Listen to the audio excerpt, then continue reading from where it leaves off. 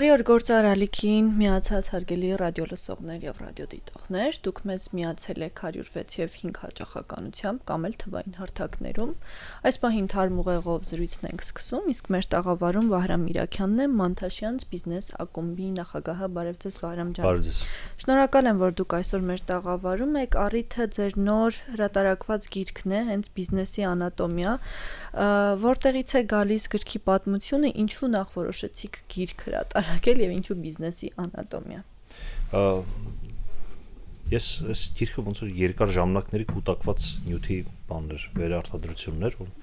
դե նախորդը 4 մարտեցին գրելուց հետո ես մոտս բնավորությունն եմ ինչ որ հետաքրքիր հանդիպումների ժամանակ կամ ինչ որ հետաքրքիր որ կոնտենտ եմ լսում տարբեր տեղերից կամ կարդում, մոտս նշումներ էի անում միշտ ու տենց երևի արել եմ 7 տարի արել էի այդ նշումները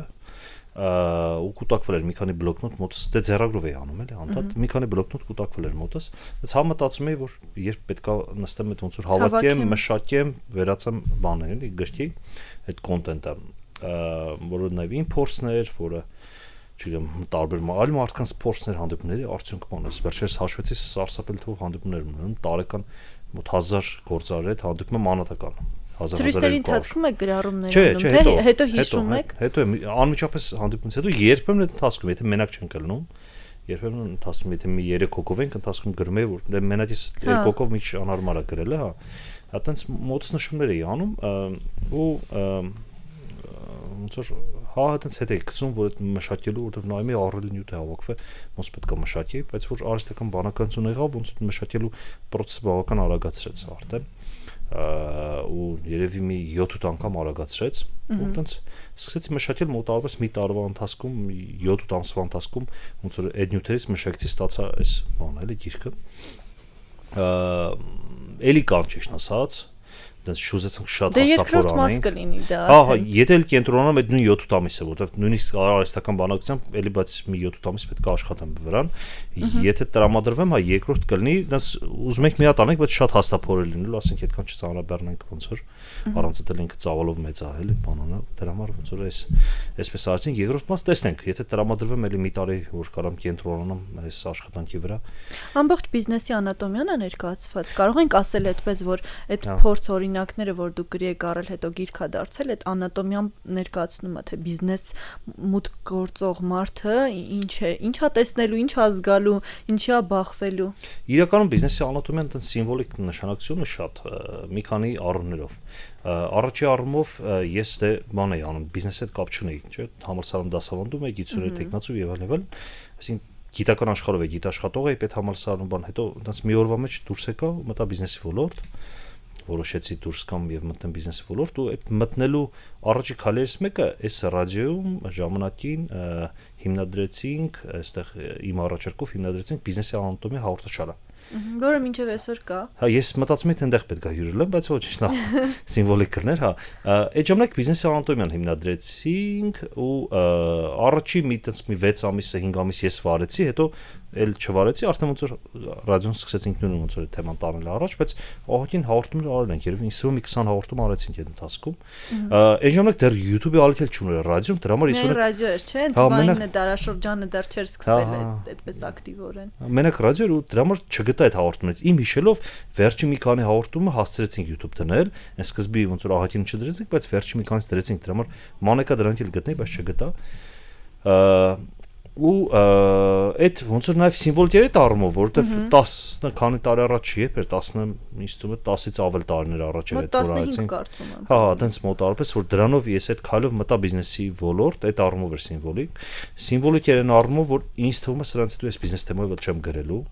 Այսինքն սրա երկրորդ մասը մաքսիմում կգրեմ, եթե տրամադրվեմ ու այսպես կավարտեմ այս թեման, հաջորդ գիրք եթե գավ այլ թեմա է լինելու բավա արդեն ունեմ ինչ թեմա, բայց դեռ չեմ բարձրաձայնի, մի շուտ սկսել եմ աշխատել վրան էլի դենց մի տարի մոտավորապես տեսնենք շարունակեմ աշխատել եւ երրորդը սիմվոլիկ էր նաեւ նրանով որ այստեղ քանի որ տարբեր հանդիպումներից տարբեր թեմաներ են, այսինքն մենակ մարքեթինգ չի կա մարքեթինգ, կա բիզնես սկսել, կա ներդրումներ, կա բան։ Ես հավատել եմ այն ինչ որ կարծել եմ, որ գործարարին օգտակար կլինի։ Հետևաբար գործարարի աչքերով եք էլի նաև հավաքագրել։ Գործարարի աչքերով ինչի գործարարին օգտակար կլինի։ Հետևաբար ինձ մի հատ ընդհանուր վերնագիր էր պետք, որը ամփոփեր, ասենց ոնց մի թեմա ունեցող գիրքը դրա համար բիզնեսի ալնտումն իդեալական ոնց որ համապատասխանում է։ Վահրամ, բացի այն, որ հավաքագրել եք եւ գիրք ա դարձել, արդյոք ստեղծագործական հստակ աշխատանք կա այստեղ արված կամ, չգիտեմ, համադրել եք ձեր փորձի հետ պատմություններով, համեմված է այդ գեղարվեստական տարերով, թե ամեն դեպքում ինքը չոր ինֆորմացիա է հիմնականում։ Չէ, այդ գեղարվեստական թուլ է, ես այնպես չորի կողմնակից եմ միշտ, նախորդն չոր մարտեցինք, բանտենց ես ավելի շատ չոր օգտակար կոնտենտ, էլի 4 սահմանափակ կոնկրետ 1 2 3 4 ես ոնց որ ին ոչ է դա, դրա համար ավելի շատ այնպես չոր է։ Հա, բնականաբար օրինակներ կան բանով, այնպես իրականությունից բան, այնպես ինչ-որ փորձից եւ այլն, այստեղ sense եղավ եւ այլն, բայց գեղարվեստականություն չկա ու այնպես չեմ սիրում գեղարվեստականություն։ Ես միշտ դուք պատմում եք ընթացքում նաեւ այս գլուխներն եմ փորձում ընթերցել, թե ինչ կա այստեղ, առաջինը որ հետաքրքրեց աճելու համար պետք է գտնեք մեկին, ում կողքին կլինեք երկրորդ համարը։ Դուք գտել եք այդ մարդուն։ Հա, միշտ, ես միշտ աշխատում գտնեմ։ Այդ դրա խնդիրն է, որ այդ մարդուն երբ որ գտնում ես, որոշ ժամանակ հետո արդեն ոնց որ կոպտաս քամում ես իրան, ինչ կա ոնց որ վերցնում ես, գիտելիք փորձ եւ այլն, ու արդեն ոնց որ որոշ ժամանակ հետո այդ մարդը էլ տալուբան չունի քեզ, տենց ոնց որ այդ է խնդիրը, դրա համար անդադ պետք է նոր մարդկանց գտնել։ Վերջերս ընթերցում էի միտեղ, որ ոչ թե պետքա այն մարդկանց կողքին շատ լինել, ովքեր հաջողել են, այլ այն մարդկանց կողքին, ովքեր ձախողել են ու փորձ ունեն ու գիտելիք ունեն։ Որքանով եք համաձայն այդ կարծիքին։ Տեսեք, մենք ալիքներով ենք ապրում, անհաջողություն, ու գլոբալը լինել մարդկանց կողքին, ովքեր ձախողել է, այդ համաձայն եմ, բայց ոչ թե այդ պայն։ Հասկանում եք, որտեվ եթե ձախողելով շարունակում է ձախողել, իր կողքին լինել դա միշտ չի որ լավ բան կբերի քեզ, բայց եթե ինքը ձախողել է, բայց հիմա էլի պիքի վրա նորից առաջ է գնում, այդ լավ է, որտեվ ինքը փորձը կտա։ Ձախողելու վատն ինչն է, որ հաճախ մարդկանց մոտ անկումային տրամադրություններ են գալիս, ու ինքը կարող վարակի ձեզ այդ անկումային տրամադրություններով։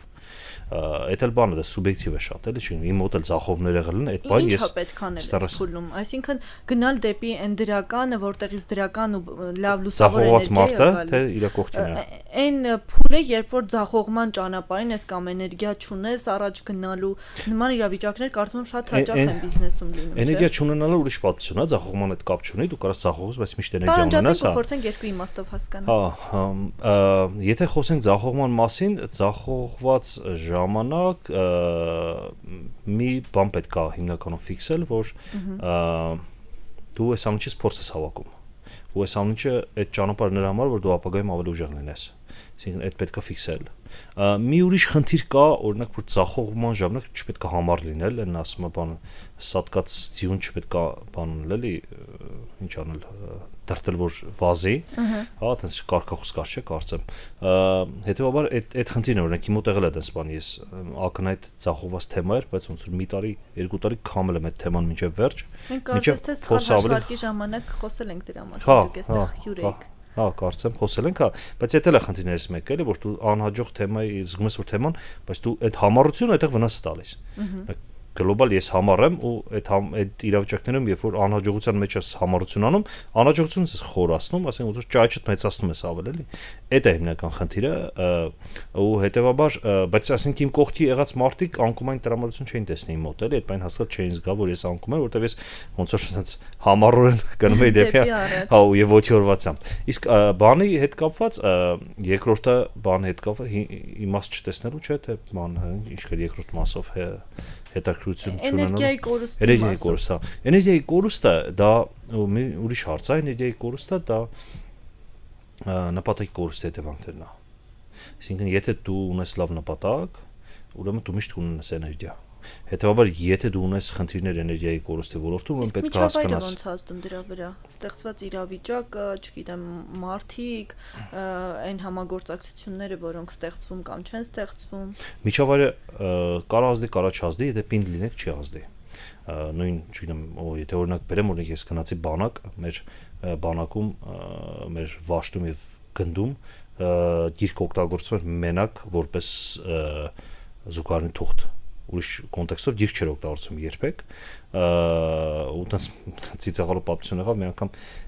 ժամանակ ես իմ բանել էի, սպուչրիկ բրոշուր, իմ առաջ գիրքն էր, իմ ավարտական բանը դիսերտացիան, դες բրոշուր գիրք էի գրել, տես իմ գիրքն էլ տես հայտնվեց այդ կարգավիճակում, հետեւաբար այնտեղ գիրքը չեն, որ գիրք կարելի է կարդալ, չկա տես հասկացություն, էլի։ Դե ես էլ կարդալ սիրում էի ու կարդում էի ու հետեւաբար բանը, իմ այդ միջավայրը կարող ինձ ճաշեր, չէ, ու տեսականորեն կարած ճնշել, բայց այստեղ ոնց որ հակառակ բան եղավ, ես գնացի նրան, որ մեր Վաշտում ասենք գրադարան բացվեց, խնդրեցին ընկերներիս Երևանից գրքեր բերեցին, կարդալու ժամ դրեցինք ու Վաշտում օրինակ ու գումարտակում ընդունել է դարձավ գիրք կարդալ ու շատերը սկսեցին կարդալ։ Հիմա այդտեղ միջավայրը ին վրա ճնշեց, իհարկե ճնշեց, բայց ոնց որ ես նորից գրավեցի իմ տարածքը, էլի, ցենց չաթերթներով կարող եմ ասել։ Հետևաբար, հա, միջավայրը կարա ճնշի ու կարա չճնշի, կախված նաև այդ մարդուց, թե ինչքանով ինքը ենթարկվում ճնշումներին, էլի։ Շատ լավ տեղ հասավ զրույցը, ես հենց ուզում էի, որ մենք կարդալու մասին խոսեինք, այս դարաշրջանում կարծես թե այն ինչ որ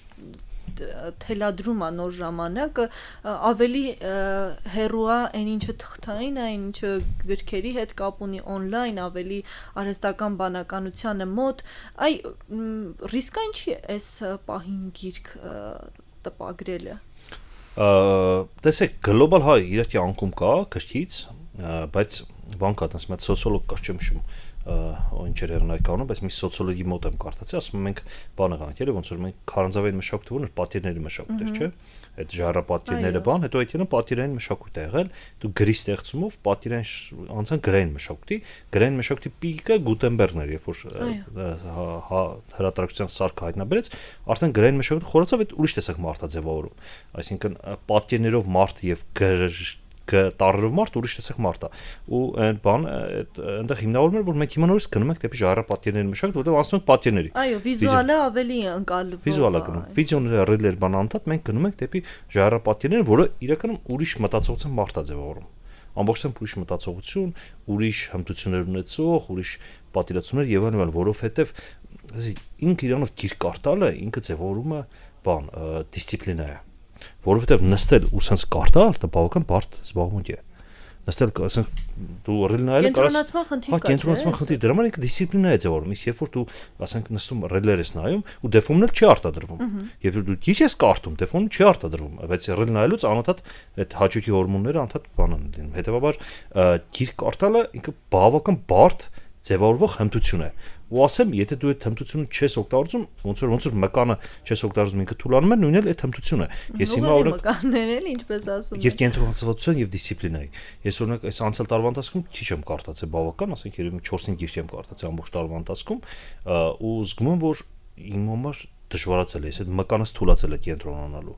դիսցիպլինայի այդ մկանս թուլացել է ու դա շատ բաներ վրա է ազդում ինքը նաև ազդում է կենտրոնացած աշխատելու վրա ինքը կենտրոնացած մտածելու որ բիզնեսի մեջ ներգրաված մարդը նաև ընթերցասեր լինի ու կարդապարբեր հա շատ կարևոր ու դրա համար ոնց որ գիրք կարդալը դու պետք է տրամադրեք որ դուք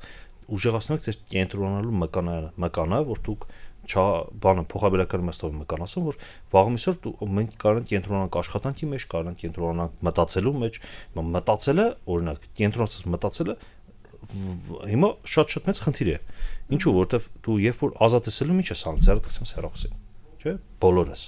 ու այդ զգում ես որ չի լինում այդպեսի տարբերակ որ դու 3 ժամ մտածես ես վերջերս հայտնաբերել ուրախանում եմ թռիչքների ժամանակ երկար որովհետև հատուկ ինտերնետ չեմ միացնում թռիչքների ժամանակ որ կարող եմ մտածեմ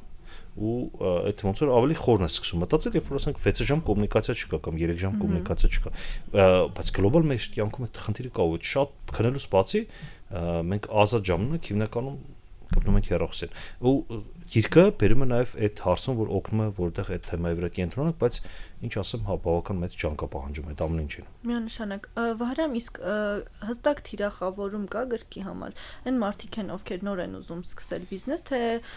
նաև այն մարդիկ ովքեր բիզնեսում են երկու այսպես շերտ եք վերցրել թե ես սխալվում եմ այն մարդիկ ովքեր որ բիզնեսով ապրում են ասենց ասեմ էլի դա կլեն նոր սկսած հին սկսող չսկսած եւ այլն ամեն ինչ դա վահատին բաներ կա որ նոր սկսողի մասն է այսինքն ինչով են տարբերվում բիզնես սկսողները ու չսկսողները աշխարհի բնակչության 90%-ը երազում է բիզնես ունենա բայց բիզնես ունի միջինում 10%, 10-15%, օրինակ, չէ՞։ Ինչու է ոնց է ստացվում որ 90% երազում է 10% ունեն։ Ինչով են տարբերվում։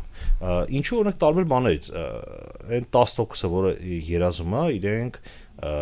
10%-ը որը անում է, իրենք հիմնականում չեն փորձում իդեալական պատերազմն անելուց առաջ։ Այն մարդը որ պլանավորում է իդեալական ուզում է փորձում է իդեալական պատերազմի հասնի նպատակը բեկետը եւ այլն իրենք երբեք չեն սկսում որովհետեւ իդեալական պայմաններ չի լինում երբեք Իսկ այն մարդիկ, ովքեր որ առանց մտածելու, առանց պատկերացնելու, առանց միանգամից սկսում են իրենց մոտ ավելի լավ ստացվում։ Օրինակ, այդ մեկ, երկրորդը բանի ստրեսակայունությունը, հա, ստրեսակայունությունը։ Այսինքն այն մարդիկ, ովքեր որ սկսում են իրենց մոտ որոշակի ստրեսակայունություն կա։ Այդ դրանով է պայմանավորված, որ օրինակ երազանցիկներն ավելի քիչ են սկսում։ Ինչու, որովհետև երազանցիկները լավ գնահատական են ստանում ստրեսի մեջ չհայտնվելու համար։ Չէ, իրենք աշխատում են, անեն ինչ որ իրենց ասում են, որ հանկարծ չընկնեն ստրեսի մեջ, խնդրեմ մեջ չընկնեն, բայց այն մարդիկ, ովքեր որ բիզնես են սկսել, իրենք չեն անում ինչ որ իրենց ասում են ու ստրեսի մեջ ընկնում են, սովորում են ստրեսակայունությունը ձևավորվում ու հետեւաբար ավելի բան է լինում, այսինքն տենց ինչ որ նախապայմաններ կա, որ այն մարդկանց այդ 10-15%-ի մեջ ինչ որ տոկոս կա, որոնք որ անելանելությունից են սկսում։ Օրինակ, եթե այլ բան պայմաններում լինեն, երբեք չէին անես, չէ՞, բայց ընտանիքը սոված է, այլ տարբերակ չկա եւ այլն, իրենք սկսում են ինչ-որ գործ։ Ոնց որ 90-ականներում շատ էլ սկսեցին, չէ՞։ Հիմա մեծ բիզնեսմեններ են, բայց իրենք անելանելությունից են ժամանակ սկսել։ Ես հիշում եմ օրինակ ապակու ոլորտում մի տարիքով գործարար կար, որ հետը հանդիպեցի մի 10 տարի առաջ հանդիպեցի 60 տարեկան էր, թե 60-65 տարեկան էր, այն ժամանակ ինքը ասենք 40-ից հետո ֆիզիկ էր եղել գիտությունների տեխնոլոգիա գիտաշխատող, տեսել էր վերջ սոված է ընտանիքը, չէ՞, սկսել էր մտնել բիզնեսի մեջ, որտեղ ուրիշ տարբերակ չկա։ Իսկ հետագայում բիզնեսի վրա դա որ ինչ ձևով է արտացոլվում, այսինքն այն մարդիկ, ովքեր հարկադրված են օրինակ այդ բիզնեսը սկսել, դա ոնց է ազդում բիզնեսի հետագա ընթացքի վրա։ Այն մարդիկ, ովքեր որոշումով են գնացել, ռիսկերը հաշվարկելով են գնացել, ամեն ինչ գծագրած է եղել, կետ առ կետ հաշվարկած է։ Չէ, դեսներ չեն գնում հիմնականում, այդ կետ առ կետ գծագրել հաշվարկելով բանը, հետո չեն գնում սովորաբար, էլի, որովհետև դու այնքան ես կենտրոնանում ռիսկերի վրա, որ այդ ռիսկը մեծանում է քո համար, դու վախենում ես թեմայի մեջ մտնես։ Հա դու մենք ինչի վրա կենտրոնանում ենք, դա մեր համար մեծանում է։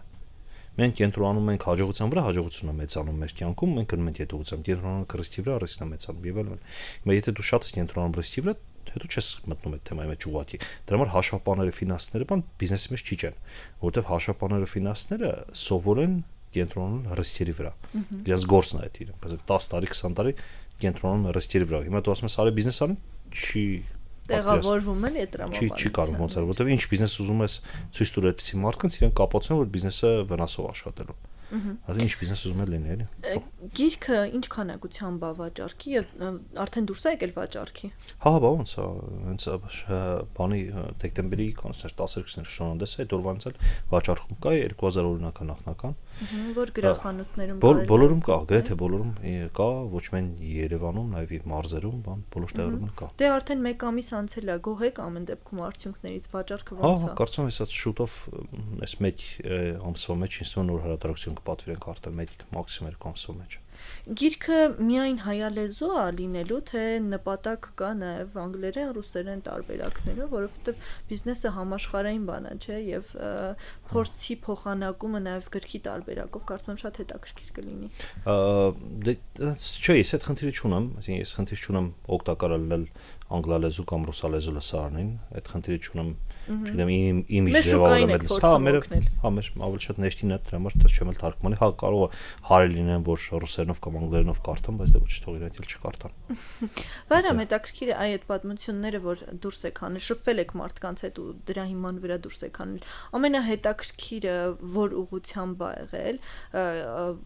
որ շուկաների, գործարարների հետ են եղել զրույցները, որոնք ամենատպավորիչն են եղել ձեզ համար։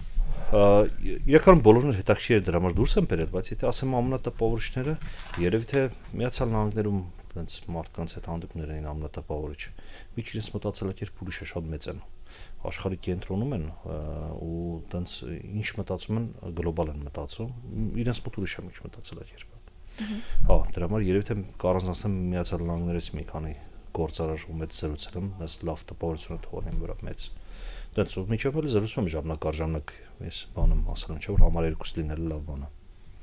Համար մեկ նախնդիրը։ Միշտ երբ ինտեգրման մասին խոսում են, ասում են, որ օրինակ մեր շուկային այսինչ բանը չի կարող համապատասխանել, եթե օրինակ աշխարհի մի այլ կետում սա տեղի ունեցել հաջողել է, միշտ չի որ օրինակ Հայաստանում դա կլինի։ Այս օրինակները, որ դուրս եք հանել, արդյոք իրանք ամբողջովին կիրառելի են հայ գործարարի համար։ Հա, իհարկե, որովհետև ըստ էության մարդը նույնն է։ Այսինքն Հայաստանում, Միացյալ Նահանգներում, թե չգիտեմ Շվեյցարիայում մարդը ինչ անում։ սիրում է հարստություն, ունի ընտանիքի նկատմամբ որոշակի վերաբերմունք, ունի աշխատանքի նկատմամբ վերաբերմունք, չգիտեմ, ոսկին սիրում է, դավաճանությունը չի սիրում, բան այդ արժեքային սկզբունքները նույնն են։ Ու այդ ասեմ այդ սկզբունքները նույնն են եղել վերջի 3000 տարին։ Չէ՞, ասենք 3000 տարի առաջ էլ եթե մարդը բանը դավաճանությունը լավ բան չի համարվել, օրինակ կամ բանը, չգիտեմ, ոսկին լավ բան է համարվել։ Հիմա այն ժամանակ կարող ոսկի չեղը ռակուշկա եղել որպես փող, չէ՞, թղթադրամ փոխվել են, չէ՞, փողի տարբերակները, բայց միշտ էլ այդ բաներն եղել են, էլի, այդ սկզբունքներն եղել են։ Գուցե